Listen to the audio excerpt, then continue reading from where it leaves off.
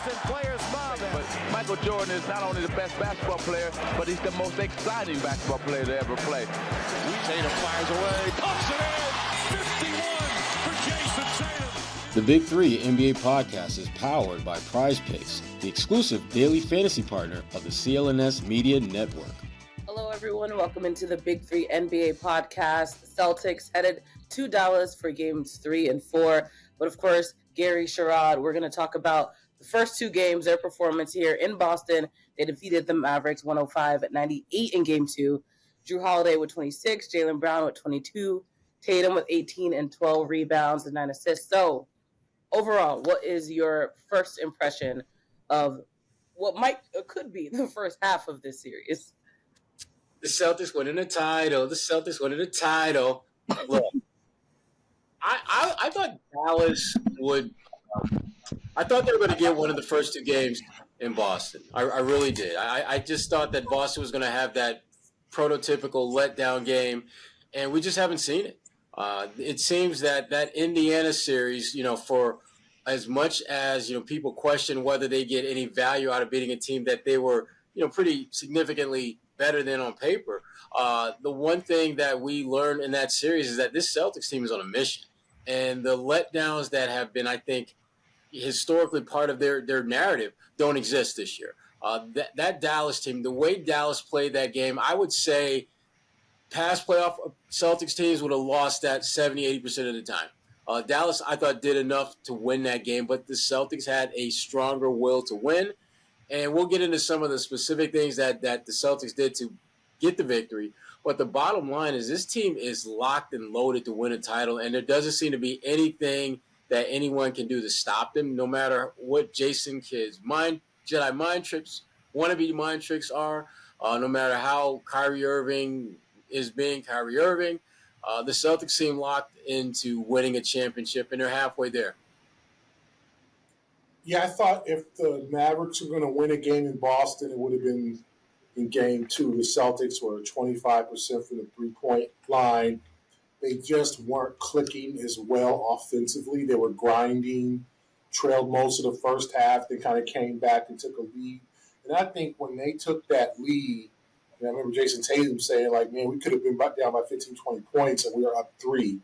And I think psychologically that really gave them a boost. And then they held their own in the third quarter. They didn't go through those third-quarter blues. And then they extended the lead, and then they kind of had that 8-10 and maybe 6 here. And then I think the huge shot by Peyton Pritchard. Dallas had the ball to begin the fourth quarter. So if the Celtics are up 6, it's a three-point shot, three-point game, and suddenly it's a one-possession game, and now you've got this intensity in the fourth quarter. Instead, it's a 9-point lead, and now you're more of a hole. And they came back and they had a chance to get to 3, but they never were able to overcome that lead.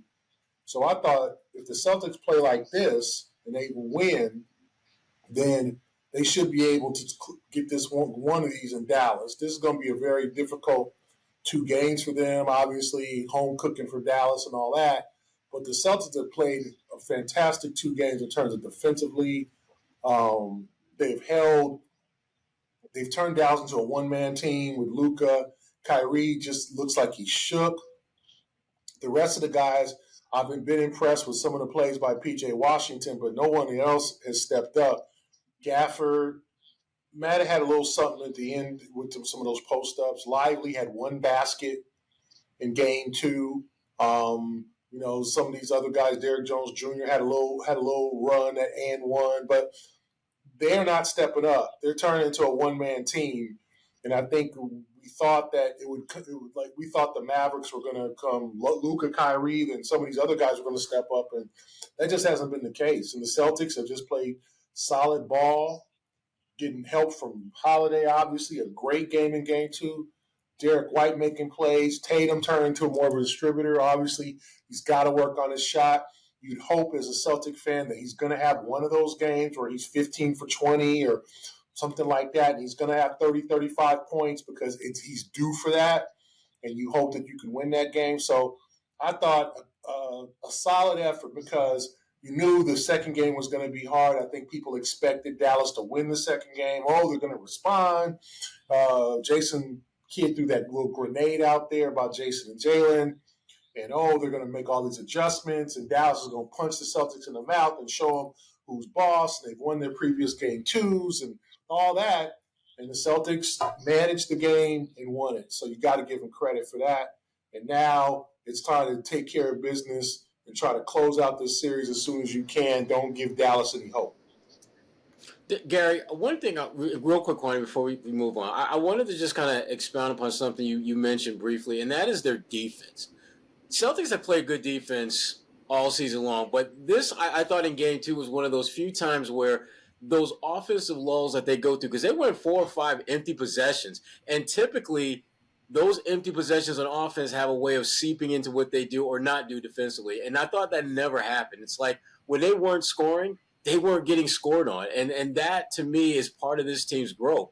And again, I go back to that Indiana series where I just think there were so many lessons that they took from that series that are benefiting them now, that they're never going to get the credit for handling Indiana the way they did and overcoming some of the things that they did in that series to basically build them up so that they can handle a better team in Dallas and make it look as though it's not that hard, when in fact we know it's really hard. And it did take them, kind of learning how to do that.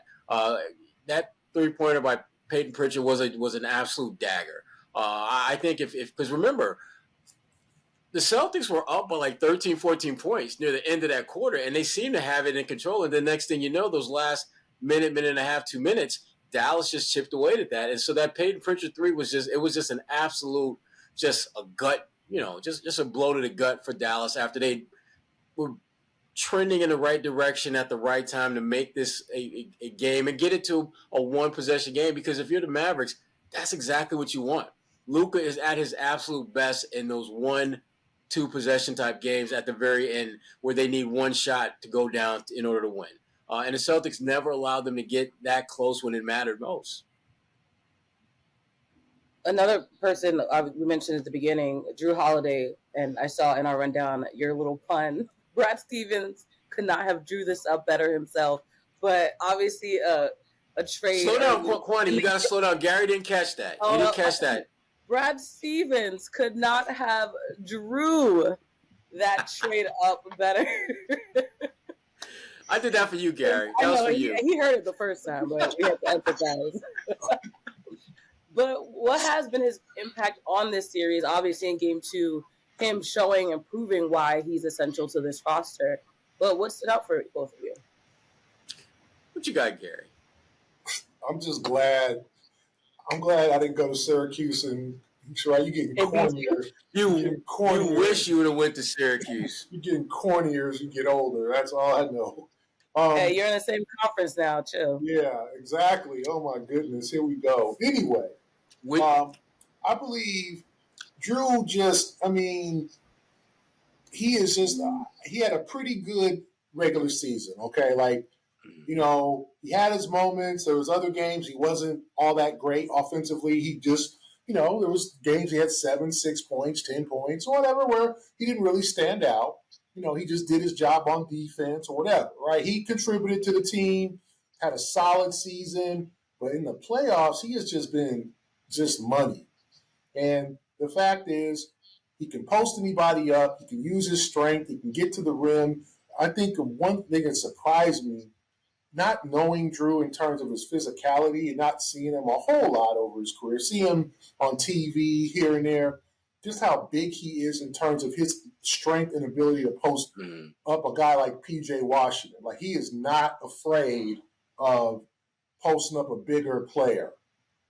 And that's the thing that, to me, is key. And he's playing that dunker spot. Mazzulla put him in that spot so Jason can penetrate and then dunk to him, and he could just feast at the rim. I mean, hitting threes, making plays, just all around. And that's what, that's why you pay these guys this money. That's why you add to the depth. That's why you get into the second apron, to get guys like that. This is how you win championships. You can't do the discount. You can't do the Walmart. You can't do the Target plan. winning a title. You got to do. There's no layaway. There's no layaway to win a championship. You got to go Neiman Marcus. You got to go Lord and Taylor. You got to put the money down, right?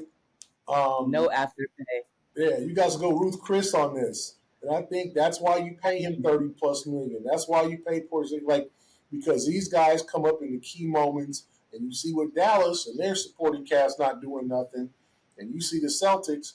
And it's like they're game planning for Tatum and Brown, and Jrue Holiday, they're fifth leading scorer this year, behind White, Porzingis, and I don't know if he averaged more than Horford this year. I have to look it up, but he might have been their sixth leading scorer this year. I'm not fifth or sixth.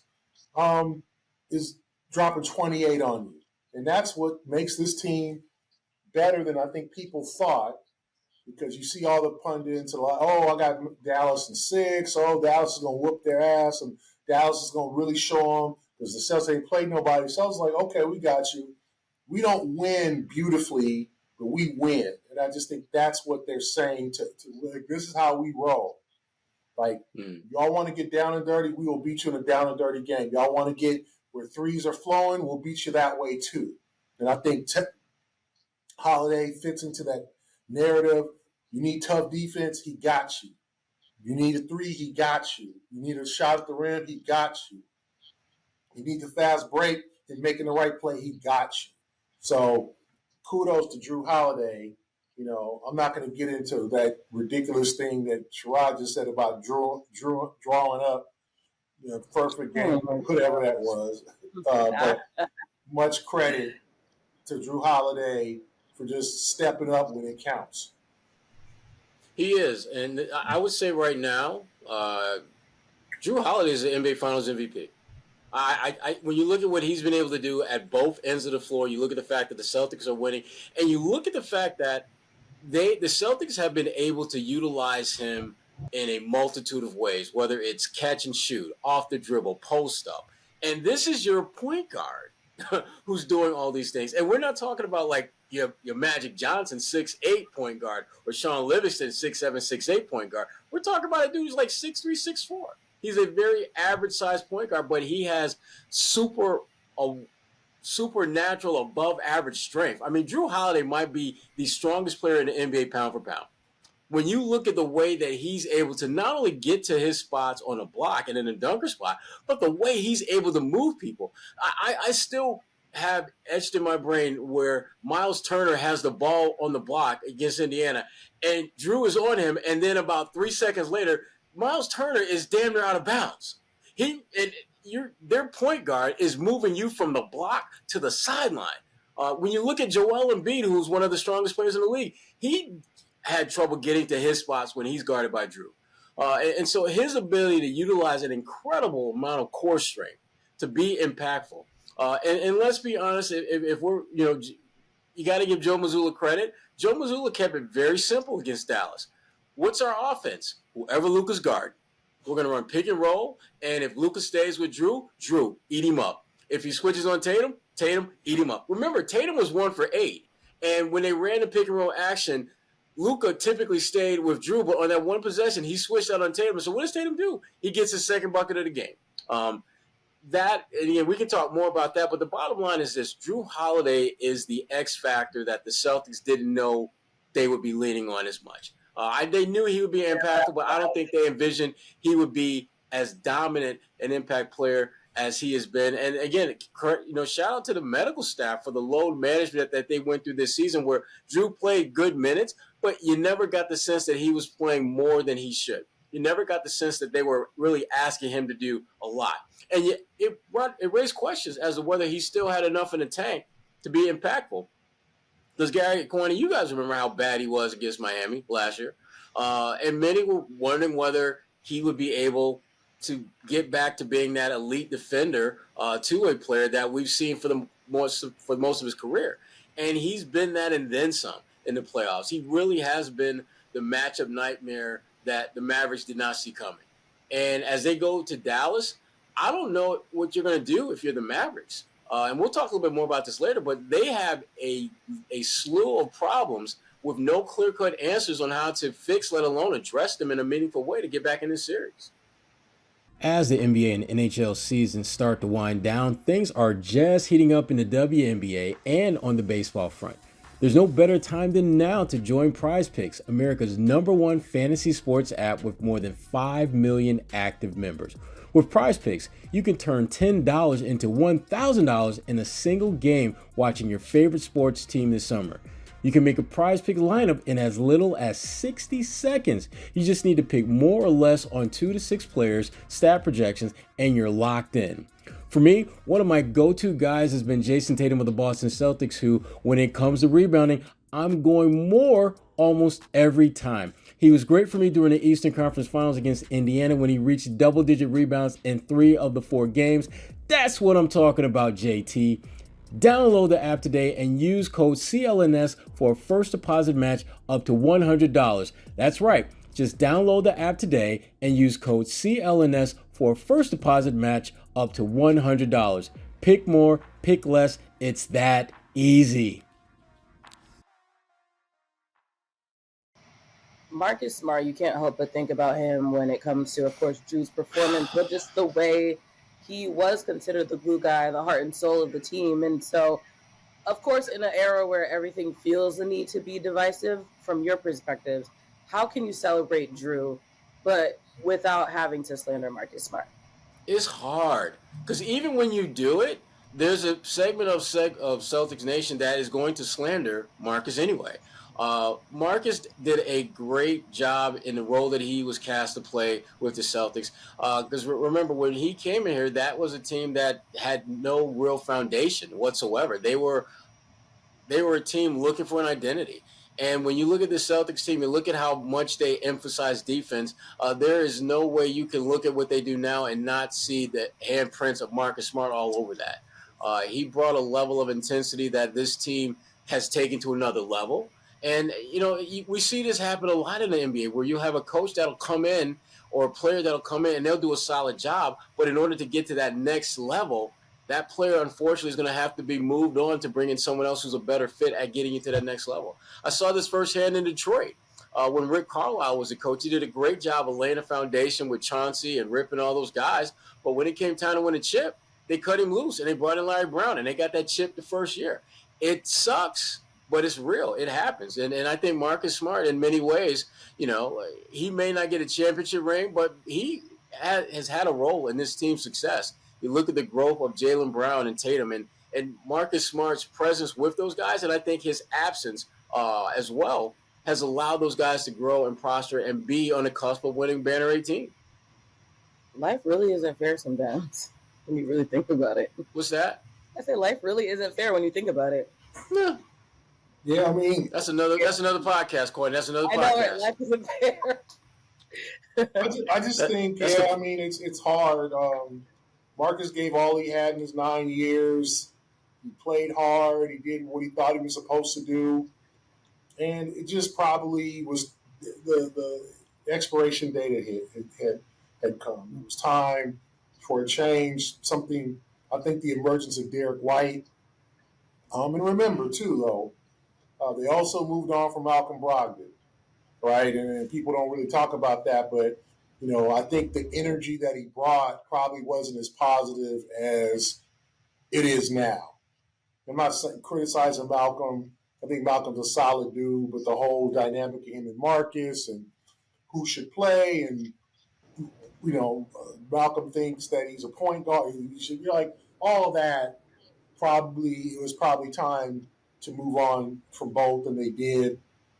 And they bring in Jrue, who just is like a chameleon. He adapts to anything. He doesn't have an enemy in the league. He's a generally extremely well-liked guy around the NBA. Like, nobody has a bad word to say about Jrue Holiday. And then the growth of Derek White and the humility of Derek White. Derek is just, he talked last night about saying, like, basically, Jrue could have came in big league me. He's more accomplished. He's a gold medalist, NBA champion, all-star, all defense. He could have been like, hey, son, like, you do you, but I'm the man around here. I'm the dude who's going to be running the show and the point guard, and that didn't happen.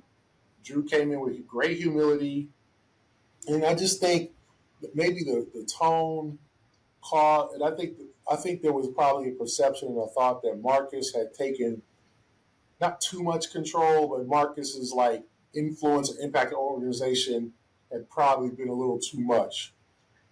Just his decision making on the floor, trying to maybe, some of the clashes with Mazzulla. I just think people felt like, you know what? Like, I just think this guy, and he's so invested, and he cares so much that it might be a little overboard. I just think that was probably the reason.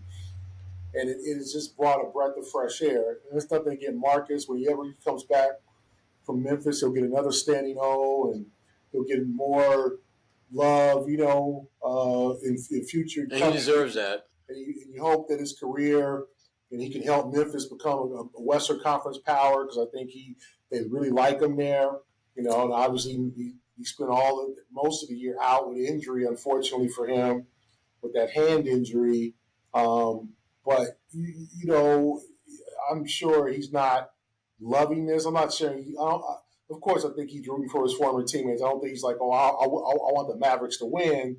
But I'm sure it's hard for him to watch. And it should That will hurt, yeah. Because he wanted to win the chip or come close to winning the chip here. And this is as close as this team has come to winning a championship in 14 years since they were up 3-2 on the Lakers in 2010. Right. And this time they're up 2 games. So they haven't been up 2-0. I think they're up 3-1 in the Lakers series in 2008, but they haven't been in this position in many, many, many years. Let's get into the conversation about Jason Tatum and Jaylen Brown. Let's talk about Tatum first. Good numbers, but is Tatum not who we thought he was? And to your point, Sherrod, there was that quote from Kidd about Jaylen being the best player. Obviously, like you said, some mental games there, but so far, what do you two think? What has his performance proved? You talking about Tatum? Yes. Well, First of all, Jason Kidd did pretty much what performance. Yeah, Jason Kidd did pretty much what them kids from Cali do. I mean, that's such a Cal move. Try to play the Jedi mind tricks, and they don't work. Clearly, they don't work.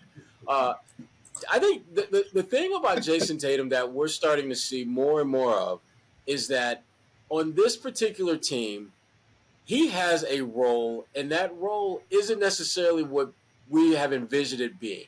Like, he's shown the ability to be a much more effective facilitator than he is a shot maker. And yeah, he's struggling with his shot, and he's going to have a game or two where it's just going to be complete opposite of that, where he'll go, he'll shoot 60, 70% from the field. He'll have fewer assists, but he'll just be in a nice flow. But for this team to be a great team, I think he's embraced the fact that I need to be less of a scorer and more of a scorer setup guy. You look at it, he's getting to the paint pretty much anytime he wants to. And rather than taking a lightly contested or totally contested shot, he's just sucking that defense in and kicking it to guys. He had 7 assists in the second quarter of Game 2. The last time a guy had that many assists in an NBA Finals game in a quarter, it was some little point guard by the name of John Stockton back in '98. So Tatum is doing some historically amazing things out there as a playmaker. And the issue that I think a lot of people have is he's doing it in a way that doesn't make people feel comfortable with their own predetermined narrative of how he should be playing. They envision Tatum as being top 5 Tatum, a guy that can go out there and get you 30 points any given night. And Tatum's like, I don't really need to do that. I'd be more effective if I score maybe 20, 25 points and have like 8, 9, 10 assists and get 7, 8 rebounds. So he's figured out what he has to do in order to help this team be successful. And the only real issue I have with his play, more than anything else, is the turnovers. I still think he's making too many turnovers. That just, it's not about Dallas's defense. It's more about him just making bad decisions and bad plays. But the shots that he's missing are good shots for the most part. They're shots that he has the ability and has shown a track record of knocking down. They're just not going down right now. But to his credit, he's doing what I think the really great players are able to do, and that is when your first option as an impact player doesn't work, do you have counters? He's not shooting the ball as well as he'd want to, but he's still getting rebounds. He's still defending at a high level. He's getting his teammates involved, and they're winning games. And so as long as he's figured out ways to impact winning in ways to kind of mask his offensive shooting struggles, the Celtics are going to be in great position to bring home banner 18. Yeah, I think Tatum is he's definitely struggling with his shot. I think he's hesitating at times, and I think sometimes he's driving just strictly looking to pass. Okay, and then he missed some chippies. I mean, he was 6 for 22, and he probably missed at least 6 or 7 shots, like including layups that he usually makes. Like that wasn't just bad shots; it was damn, Jason, like how you missed that. So you got to think he's going to get better at that. But I just think you got to admire his wherewithal and his perseverance to just become a different player and morph into somebody more like a point forward. And it was interesting. Like I talked to Cedric Maxwell last night, and I asked him, "Do you think he was MVP of the '81 Finals? That was Bird's first Finals." And I was like, "Do you think Bird was jealous of you winning that chip because that was his first Finals, supposed to be a showcase?" And he was like, "No, I don't think I never saw that we won." And I just thought it was interesting. It's like Bird did whatever he had to do to win that first championship for Boston in '81. And Max, it was Max's series. Like it wasn't Kevin McHale's series. It wasn't a young Danny Ainge series. It wasn't Dennis Johnson series. It wasn't Rob Perry. It was a Max series. And that's sometimes what happens. Iguodala won the MVP in 2015. So it could be somebody else. But Jason will be, if this works out for him, be a champion. And he'll get all the love and accolades. People don't look at Ray Allen and go, "Oh, you didn't win MVP of the finals in '08. You like a Garnett. Pierce won it in '08. Like it doesn't matter. It matters what you did on that floor, what kind of plays you made, and the assists. Like he's like, okay, you want me to be a distributor? You know, that's cool. That's what I'll do. And I just think that shows his maturity. I think that's really a great thing. That at 26, he's not playing with an ego. He's not playing like, okay, I got to outdo a Luka. You know, I got to score 45. Now, there might be a game in this series that's required, that he has it going, and he's put the team on his back. But that's not every game. This team is too deep for that. You don't want other guys standing around watching you. You want to score in the flow of the game. And I was encouraged more offensively by his. I just think he missed some shots, some things that he usually – but he getting to the rim, he's starting to be more confident, not hesitate, because the defense, I mean, Jason Kidd is obviously loaded up and said, we're gonna get into this dude's head. Just like the Warriors did in 22. We're gonna make them drive left, we're gonna expose them. And that's unfortunately what happened in that series, and I think Jason remembers that. Jaylen Brown has seemed to be filling the gap that the vocal leader gap that Marcus Smart left for the Celtics. And as a result, I mean, you see, I don't know if you guys have seen like the mic'd up segments with the NBA and ESPN, but really, really vocal, not only on the court, but off the court. So do you guys think that alludes to him becoming the new leader for this team, or is that not related? Go ahead, Gary. Give your Cowboys some love. Come on now. Well, I think this has probably been going on for a while, but I think the mic thing is just something that's probably happened during these playoffs. Yeah, no. I feel like we've seen more of that. I think Jaylen is becoming more of a leader, and he's a senior member of the team. When Marcus left, everybody said, "Well, who's going to be the leader now? Who's going to be the vocal guy?" It's not really Al. That's not really Al's game. You know, and Derek's a quiet guy. Jrue's a newcomer. It's going to have to be Jason and Jaylen, and I think that you can see Jaylen encouraging Jason, "Hey man, it's cool. Like keep doing what you do. Don't get down on yourself. Don't get discouraged because shots aren't going in." Jaylen is a year and a half older than Jason. As much as we associate them with being about the same age, there's a little bit of Jaylen's older. He's been in the league a year longer. And so I think he's taking the reins. He's 27 years old. Like He's taken the reins of leadership, and you have to admire that. I mean, they want to win this thing. They know that's what's keeping them short from being all-time greats when having their number raised and all this stuff. That they hear enough about that 08 team. They understand that, although those kids, they were all in sixth grade and elementary school and all that when that title was going down in 2008. And Kwani was in high school, but they do remember. They do remember that. So they understand, and they understand how important it is to win in Boston. They see everybody coming out, all the hockey players, Matthew Slater and, Zdeno Chara and all these, Pierce last night. Like, they understand how big of a deal it is. And I think they've taken the reins from Marcus and said, okay, this is the type of leader I'm going to be. I'm going to lead this team because it needs to be led, and we're the ones that have to do it. And I think that's really important. Yeah, I mean, his leadership, it stands out from Marcus's on a number of levels. But I think the biggest one is that when he's speaking, you're talking about a guy who is one of your top two players. On any given night, he's your best player. And to hear that voice taking charge, leading you, it resonates differently. I don't care what any of the players say. And that's not a knock against Marcus, but just acknowledging how Jaylen Brown has ascended as a player, as a leader, as a voice in that locker room, as a voice on the floor. And he's done this while still playing at a high level. If you look at the playoffs in its totality for the Celtics, he's been their best player. Jrue Holiday, I think, has been better in the finals, but overall, Jaylen Brown has been their best player. And he's done it in a way that balances both impact play with impact leadership. That's absolutely pivotal to this team's growth and position to where they are now. I think when you look back at that team that was in the finals a couple of years ago, they just weren't mature enough to win a championship over Golden State. You think about some of the mind tricks that Draymond Green was able to play that the Celtics bid on. Similar to what in many ways, similar to what Jason Kidd was trying to do. With all the praise on Jaylen for being the best player on the team.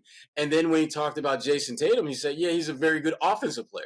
And believe me, that shade was not ignored. But they didn't allow that to impact their play. They went out. In fact, they doubled down on saying, you know what? Jaylen, he's really good, but so is Jrue. And so is Derek. And so is Tatum. And so basically, they shut that noise up really quick.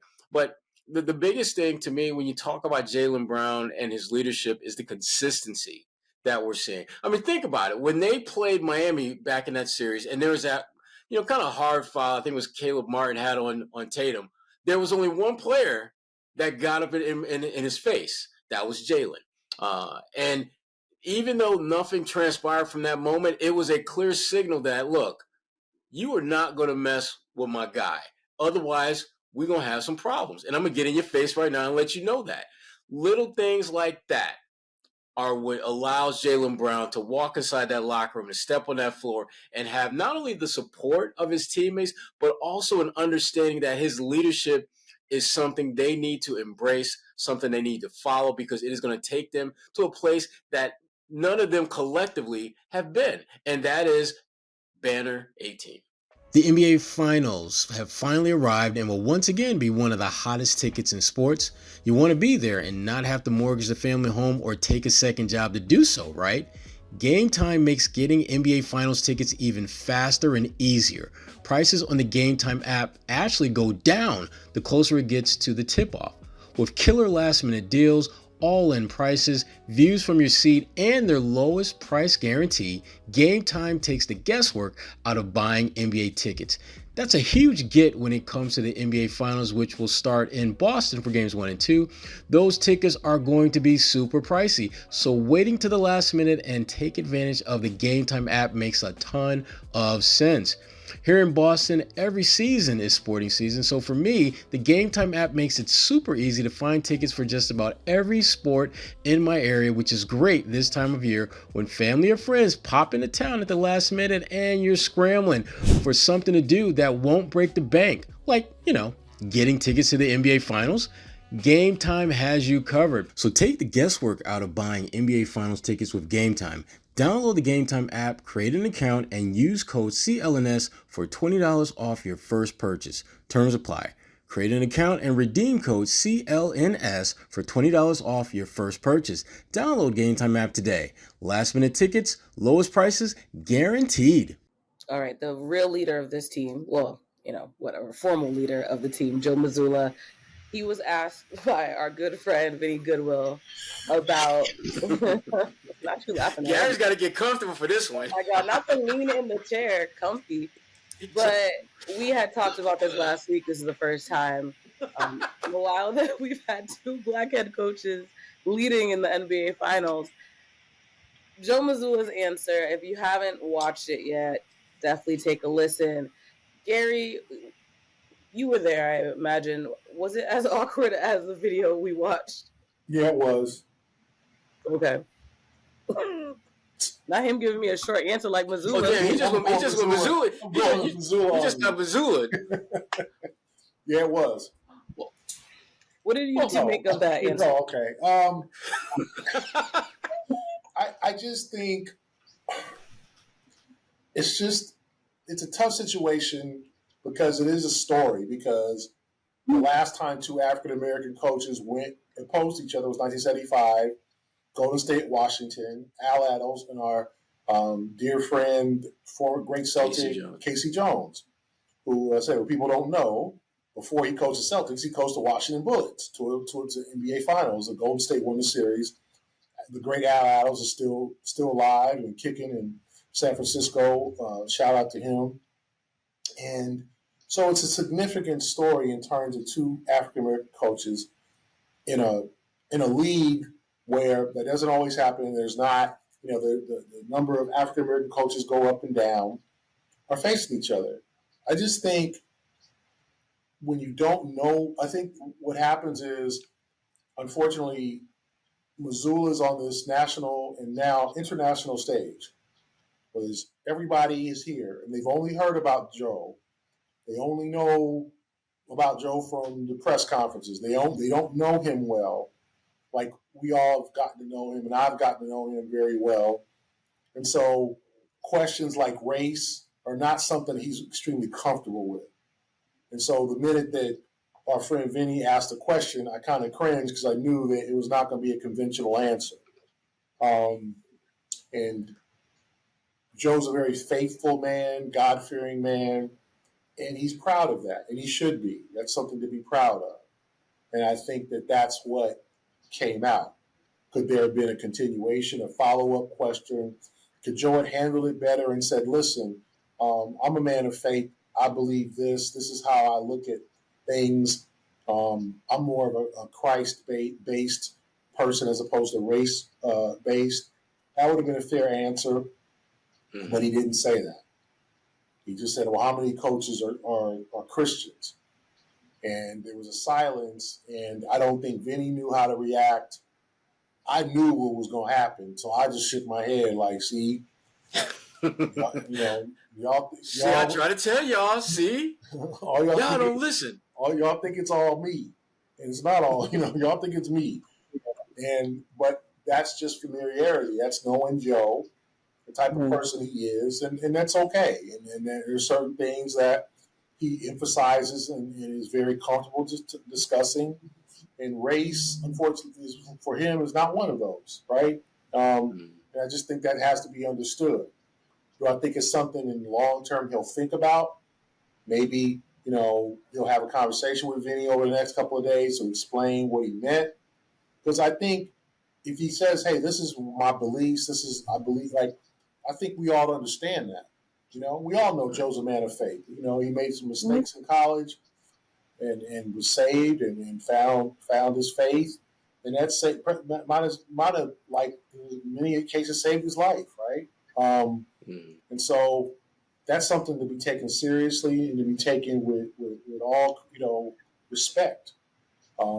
So for me, I just thought it was a tough question for Joe because I don't think he views things that way as much as he does with his faith. And I think Vinny, who's not familiar with Joe, thought he was going to get kind of okay, this is great, yeah. It's good to face another African American coach, and Jason and I, Meyer. Jason, he was looking for an answer that was polite and canned, and that's not what happened. And I think we all know Joe doesn't really do canned. Joe is not afraid to be awkward. Joe's not afraid to speak his mind, and Joe's not afraid to be short. Right. And that's the way it is. And will he become more comfortable? I think in group settings like that with 100 people in the room might not be his forte. And that's okay. He's 35 years old. When experience kicks in, and he'll be probably more comfortable in that setting. But for now, I don't think that's really his setting. But it's something that's part of the job. It's part of the game. So I don't think either was wrong. I respect Vinny for asking the question, but I also understand that Joe doesn't really think on those terms, and he let him know that.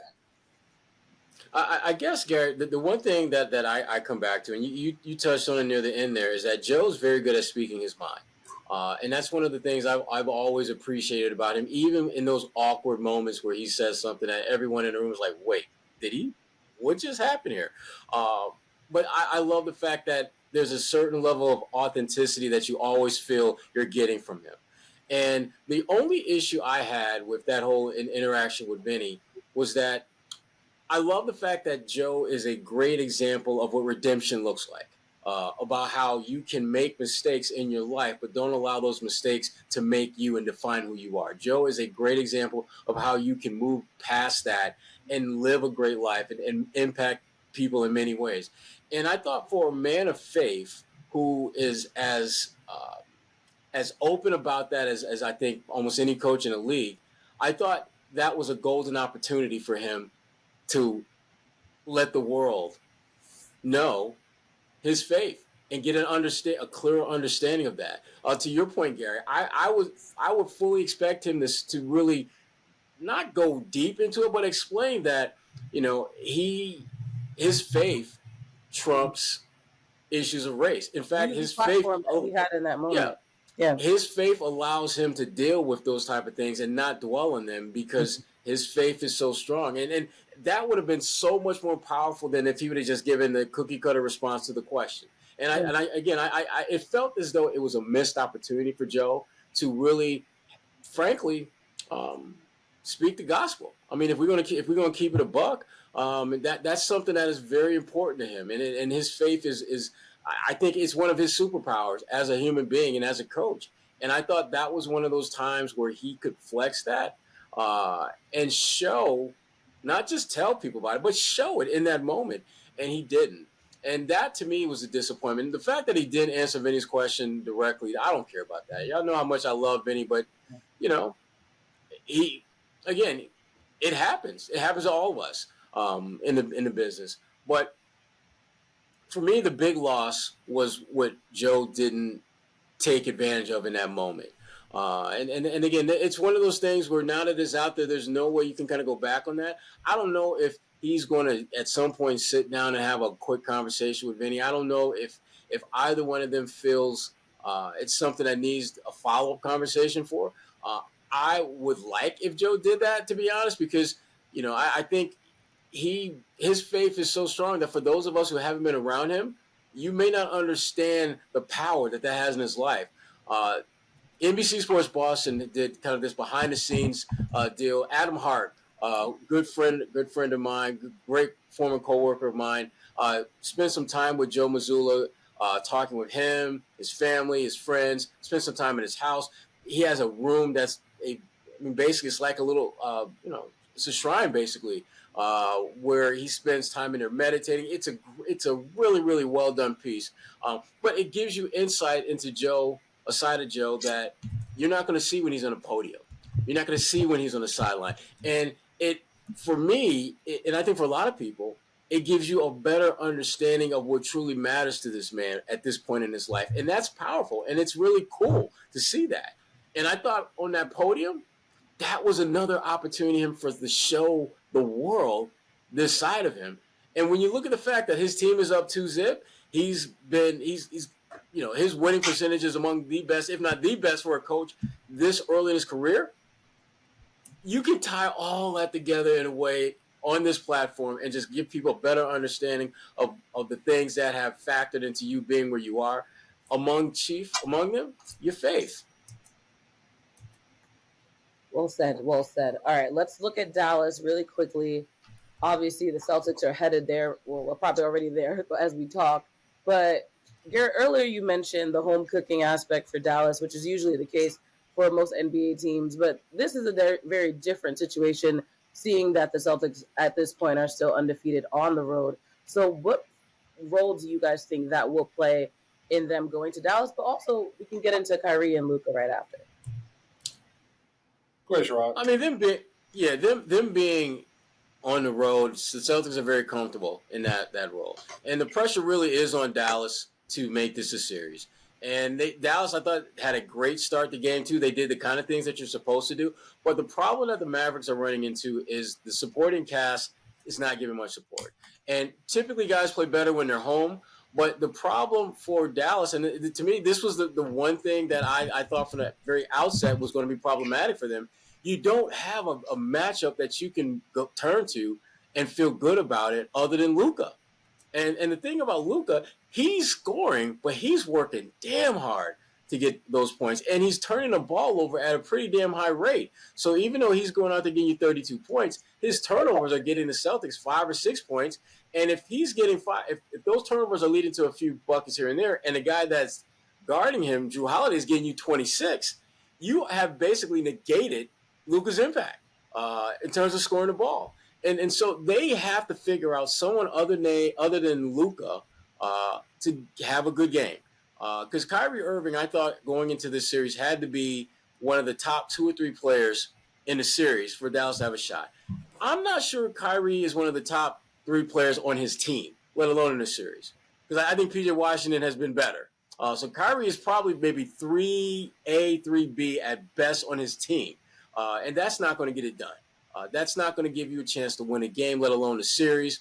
And so I think Dallas is in deep trouble. I think they can get one at home, but I just don't see them beating the Celtics back-to-back games, regardless of the location. Yeah, I think it'd be very difficult for them to win 4 or 5. A team that's won now 9 in a row, undefeated on the road, feeling good about themselves. And like Sherrod said, they don't have, they can do this. Like you don't really see a strategy where besides they got to hit more shots and they just got to be better to win the games and then do it 4 out of 5 times. I think the Celtics have to go out hungry in game 3, like stuff them out. Do not give them life. Don't bring any. You don't want it to go to 2-1 and suddenly they can tie it up on Friday night and suddenly you don't want that. You want to go in with that.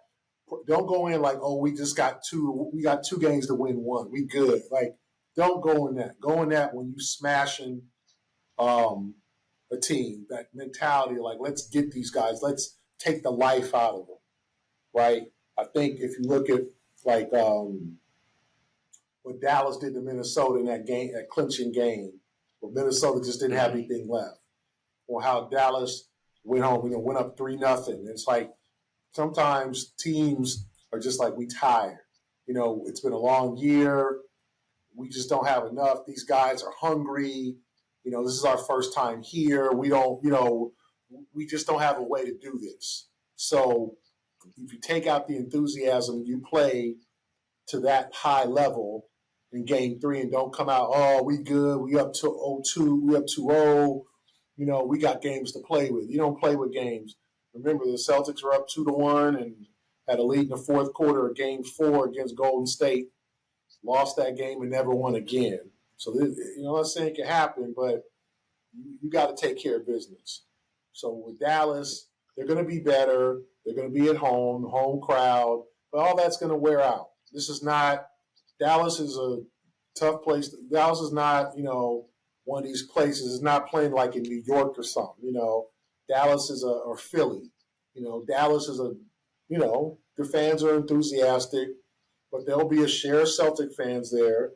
And, this is not a decided home court advantage. It's not like going to Boston. It's not. I mean, I've been on every place in the league, and Dallas is a good fans. Don't get me wrong, but it's not like they're going to this hornet's nest where they're just going to get smashed. Oh my God, I feel the Celtics just. Oh my God, they're going to be overwhelmed by the. No, they can get one, and preferably get the first one to take the pressure off themselves, and then you just concentrate on getting that closeout game. Yeah, I mean, I just don't see a scenario where Dallas can get back into this series. I just don't see it. I just don't. Luka, he's obviously been carrying the team on his back, but also not playing the best either in some ways. So why do you guys think he isn't catching as much slack for his turnovers the same way Tatum has been? Because Tatum is an easy mark. He's an easy mark from the standpoint of he's been so elite for so long, winning, not only just putting up numbers, but also winning at a high level and doing everything but winning a championship. Luka has put up great numbers, but he's always had the default of, but his supporting cast wasn't very good. Luka, and because of that, he is given way more grace than he probably should. I mean, he had 32, 11, and 11 the other night, but he also had 8 turnovers, which, Tatum has damn near triple doubles, and he'll have like 5 or 6 turnovers. And all the narrative or conversation is about, wow, Tatum really has to do a better job of taking care of the ball. It's like, but damn, the dude just had a damn near triple double. So I think Tatum is a victim of his own individual and team success, which is why he's judged, I think, to a higher and stricter and, to me, an unfair standard. But he's at a point now where that really doesn't matter. He's 2 wins away from winning a championship.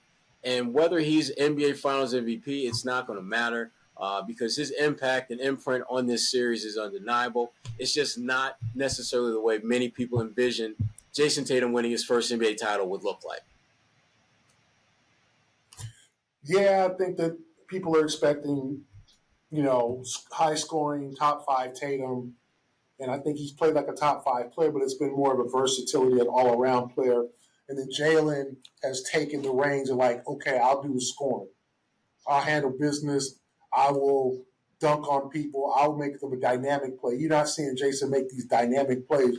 You're seeing him make the right plays. And that's what you're supposed to do, But we're waiting for Jason to hit 5 threes in the first quarter, then two-hand dunk on Gafford, then woo-woo, spin around Luka and do one of those looping layups. Like, we're waiting for those plays. But meanwhile, he's driving into the paint, bounce pass into Jrue for the layup, and that'll look fancy, but that's an assist on his scorecard. That's on the stats. And he almost had a triple-double, even though you're 6 for 22. And I do think, as I said, there was 5 or 6 shots he should have made. A couple of missed chippies at the rim, a couple of missed jumpers, saw a couple of shots that went in and out. So I think he'll be fine there. I don't think he's like, you look like, oh, man, he's not even close to the basket. It's going to happen for him. But what you want him to do, as well as score, is continue to play that distributor. Don't let up on any other aspects of the game. I had to leave the best for last. Kyrie Irving, 14 points per game, 4 assists. There's a video of him walking off at the TD Garden putting 5 fingers up to a fan, basically promising that he'll be back is what it seemed. So what's wrong with Kyrie, and what exactly can he do to redeem himself for his team? Well, let's see. How about making some shots? That would probably be a good start for Kyrie. He's just not making shots, and he's good enough player to do that. It's just that for whatever reason, he has not been able to do the things that we've come to expect from Kyrie Irving, and that is more than anything else keeping the Mavericks from being more competitive in this series. But you got to give the Celtics defense credit. They have made it absolutely a living hell for Kyrie Irving out there. And we're not even taking into account the rent-free aspect of Celtics fans in his head, because they are clearly in his head in a way that I'm surprised after all these years they still are squatting there. And they're not even like going at him the way I think they can. He's just allowing them to stay there and responding and reacting, and it's just not it's not smart basketball. You're not playing well. The crowd's in your head. You're going back home, so that should help.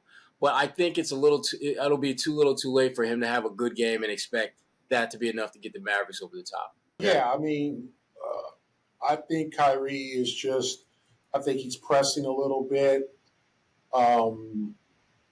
Like Sherrod said, I don't think he's getting, to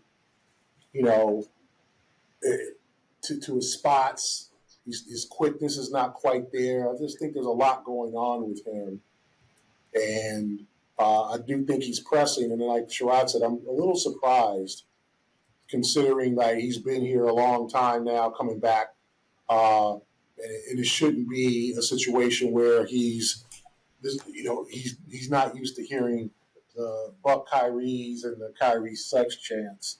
But I do think he's pressing. I also think they're playing very good defense against him. They're forcing him to go left. They're making him take tough shots.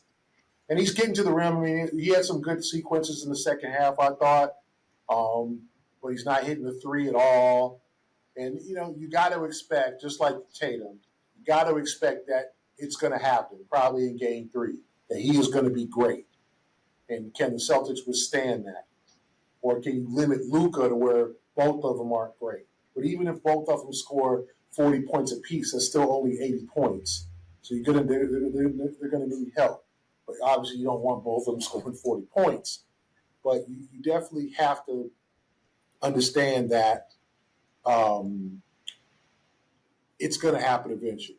And so for Kyrie, I think he's pressing, and I've been a little disappointed in his performance. I thought he would be better, but it's just fascinating the human mind and how he just ain't right. He just isn't right now. And can he get right? We don't know. Because remember, he made 4 of his first 5 shots in Game 2, and I think he was 2 for 13 or something like that the rest of the game, something like that. Yeah, I mean, he looked like he was. I thought he had a couple of nice penetration plays in the second half, and I think he started out 4 for 5.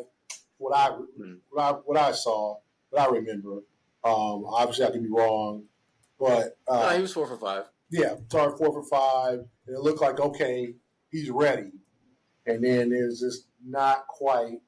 It just didn't work, and so I just think it's crazy that he's just not. And I just think he thought he was going to be just ready for this challenge, and it just hasn't happened.